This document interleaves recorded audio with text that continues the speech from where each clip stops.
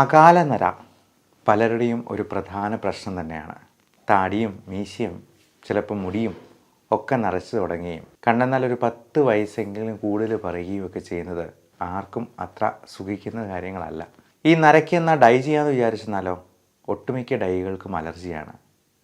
ഇനി ഹെന്ന തേക്കാമെന്ന് വെച്ചെന്നാലോ അതൊരു മതി ചെമ്പിച്ചു പോവും.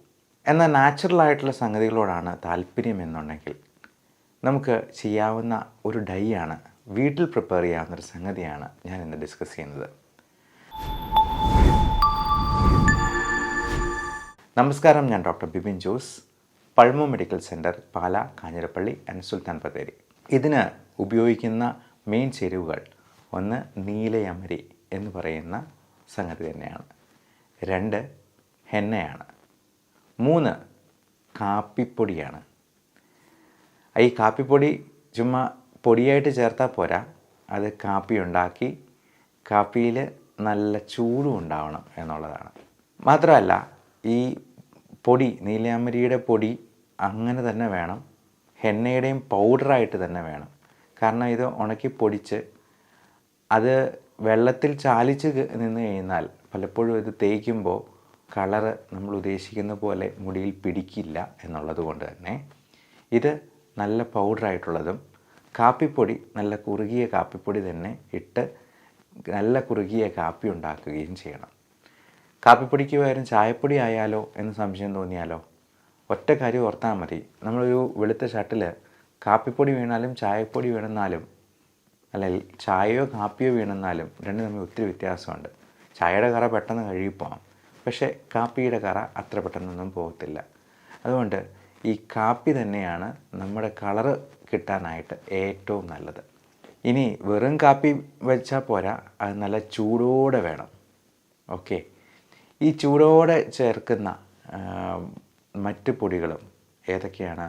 1 നീലയാമരിപ്പൊടി, ഹെന്നയുടെ പൊടി, പിന്നെ ഈ കാപ്പിയും കൂടെ ചേർത്ത് അതിനുള്ളിൽ നമുക്ക് ആഡ് ചെയ്യാവുന്ന കുറച്ച് ചേരുവകളുണ്ട്. കിട്ടുവാണെങ്കിൽ അതിൽ ഏറ്റവും നല്ലത് നെല്ലിക്കപ്പൊടിയാണ്. 2 അശ്വഗന്ധ ചൂർണം, അത് നമുക്ക് അങ്ങാടി കടയിലൊക്കെ കിട്ടാവുന്നതാണ്. ഈ പൊടിയും കൂടി ചേർത്ത് കഴിഞ്ഞാൽ നമുക്ക് കുറച്ചുകൂടി ഈ കളറ് കിട്ടാനായിട്ട് സാധ്യതയുണ്ട്. അതേപോലെ ഒന്നാണ് ത്രിഫല ചൂർണം. ഇതൊക്കെ അങ്ങാടി മരുന്ന് കടയിൽ കിട്ടാവുന്നതാണ്. പ്യുവറായിട്ട് കിട്ടുന്നുണ്ട് എന്നുണ്ടെങ്കിൽ വളരെ നല്ലത്. ഇനി ഇതിൻ്റെ ചേരുവകൾ നമ്മൾ ആദ്യം ഉപയോഗിക്കുന്ന ഏറ്റവും മെയിൻ കണ്ടൻസ് ആയിട്ടുള്ള നീലയമരിയും മറ്റ് ഹെന്നയുമൊക്കെ 2 സ്പൂൺ ചേർക്കുന്നുണ്ടെങ്കിൽ മറ്റേതൊക്കെ ഓരോ ടീസ്പൂൺ മാത്രം ചേർത്താൽ മതി. ഏറ്റവും മെയിൻ സാധനം വേണം 2 ടീസ്പൂൺ ചേർക്കാനായിട്ട്. എന്നിട്ട് ഇത് മിക്സ് ചെയ്തിട്ട് ഉടനെ തന്നെ തലയിൽ തേക്കുകയല്ല ചെയ്യേണ്ടത്. ഇതെല്ലാം പലരും വരുത്തുന്ന തെറ്റുകളാണ്. ഇത് നമ്മളൊരു 14 മണിക്കൂറെങ്കിലും സോക്ക് ചെയ്ത് അതിനകത്ത് ഇളക്കി വെച്ചിരിക്കണം. എന്നാലേ ആ കളർ പിടിക്കാനായിട്ടുള്ളൊരു സാധ്യതയുള്ളൂ. ഇനി ഇത്രയും നേരം വെച്ചിട്ട് ഇപ്പോൾ ഒരു രാത്രി മുഴുവൻ ഒരു 8 മണിയാകുമ്പോഴത്തേക്ക് ഇത് പ്രിപ്പയർ ചെയ്ത് വെക്കുക. പിറ്റേ ദിവസം ഒരു ഉച്ചയാകുമ്പോൾ മാത്രം ഇത് നമ്മൾ തലയിൽ പുരട്ടിയാൽ മതി.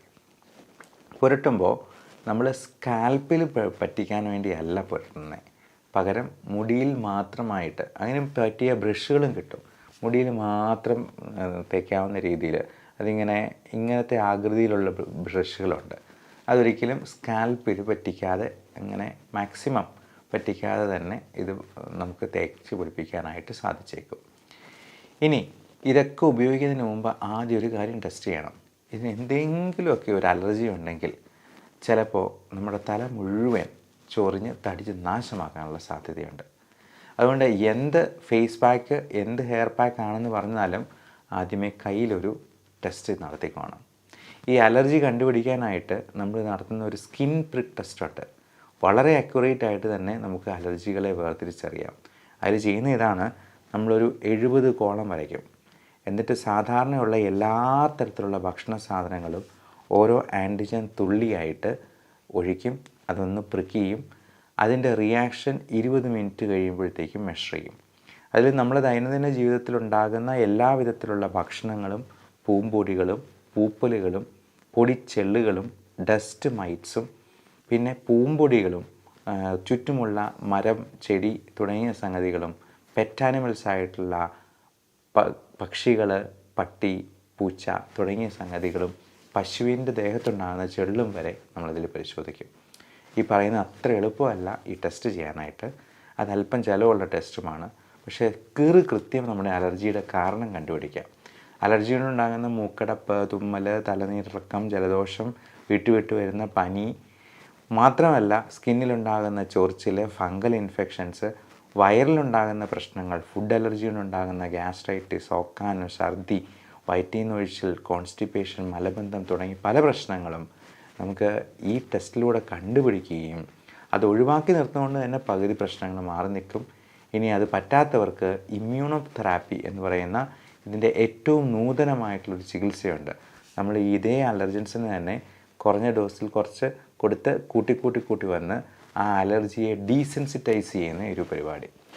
പല ചർമ്മരോഗങ്ങളുടെയും മുഖക്കുരുവിൻ്റെയും ഈ അകാല നരയുടെയും പോലും ഇപ്പോൾ പിന്നിലുള്ള പല കാരണങ്ങൾ ഇത്തരത്തിലുള്ള അലർജിയിൽ നിന്നുണ്ടാകുന്ന ന്യൂട്രീഷണൽ ഡെഫിഷ്യൻസീസ് പോലുമാണ്. കാരണം അവർക്ക് എല്ലാ ഭക്ഷണവും കഴിക്കാൻ പറ്റാതെ വരുന്നതുകൊണ്ട് വൈറ്റമിൻ ഡെഫിഷ്യൻസി വളരെ കോമൺ ആവും. ഇനി അത് കഴിച്ചെന്നാൽ പോലും അത് ചിലപ്പോൾ ഛർദ്ദിച്ചു പോകും. അത് കറക്റ്റ് രീതിയിൽ ആഗിരണം ചെയ്യാനായിട്ട് അവരുടെ ശരീരത്തെ കൊണ്ട് പറ്റാതെയും വരും. അപ്പോൾ ഇങ്ങനെയുള്ള കാര്യങ്ങൾ നമ്മൾ പ്രത്യേകമായിട്ട് നോട്ട് ചെയ്ത് അതിനുള്ള ട്രീറ്റ്മെൻറ്റും കൂടി എടുത്തെന്നാലേ നമ്മൾ മറ്റ് പല പ്രശ്നങ്ങളും മാറുകയുള്ളൂ എന്നുള്ളതും പ്രത്യേകം ഓർക്കുക. ഇനി ഈ പറഞ്ഞ സംഗതികളൊന്നും ചെയ്യാൻ പറ്റില്ല, മെനക്കെടാൻ തീരെ വയ്യ എന്നുണ്ടെങ്കിൽ വളരെ നാച്ചുറലായിട്ട് ഒരു തരത്തിലും അലർജി ഉണ്ടാക്കാത്ത മരുന്നുകൾ നിങ്ങൾ ഡോക്ടറോട് ചോദിച്ചെന്നാൽ ഡോക്ടർ പറഞ്ഞു തന്നേക്കും. അത് ബ്രാൻഡഡ് മരുന്നുകളായതുകൊണ്ട് നിങ്ങളുടെ ശരീരത്തിന് ആവശ്യമായിട്ടുള്ള നിങ്ങളുടെ ആരോഗ്യസ്ഥിതി മനസ്സിലാക്കിയുള്ള മരുന്നുകളായിരിക്കും ഡോക്ടർ പറയുക. അത് വിപണിയിൽ ലഭ്യമായതുമാണ്.